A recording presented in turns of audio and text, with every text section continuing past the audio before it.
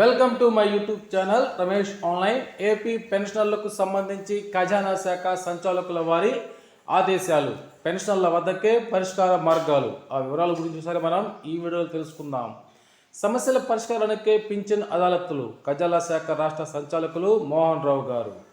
Pension జీపీఎఫ్లకు సంబంధించిన సమస్యల పరిష్కారానికి ఉద్యోగులు పింఛన్దారులు వ్యయ ప్రయాసాలు కోర్చి విజయవాడ రావాల్సినటువంటి అవసరం లేకుండానే అకౌంటెంట్ జనరల్ ఆధ్వర్యంలో తామే జిల్లాలకు వచ్చి అదాలత్లు నిర్వహిస్తున్నామని, వాటిని సద్వినియోగం చేసుకోవాలని రాష్ట్ర ఖజానా శాఖ రాష్ట్ర సంచాలకుడు ఎన్ మోహన్ రావు గారు అయితే కోరారు. రాజమహేంద్రవరంలో వారు నిర్వహించిన ఈ యొక్క పింఛన్ మరియు జీపీఎఫ్ అదాలత్లకు హాజరై ఆయన సాయంత్రం ఇక్కడి రాష్ట్ర భవన శాఖ అతిథి గృహంలో రహదారులు భవన శాఖ అతిథి గృహంలో రాష్ట్ర జేఏసీ కార్యదర్శి, రాష్ట్ర ఏఈఓల సంఘం అధ్యక్షుడు డి వేణుమాధవరావు ఆధ్వర్యంలో పలువురు ఉద్యోగులు మర్యాదపూర్వకంగా కలిశారు. ఈ సందర్భంగా మోహన్ రావు మాట్లాడుతూ ఈ నెల 21న కాకినాడలో పింఛన్ అదాలత్ నిర్వహిస్తున్నట్లు తెలిపారు. దీనిని పింఛన్దారులు సద్వినియోగపరుచుకోగలరని, ఉద్యోగ సంఘాలు బాధ్యత వహించాలని దీనికి కోరారు. ఆయన కలిసిన వారిలో జిల్లా ఖజానా శాఖ అధికారి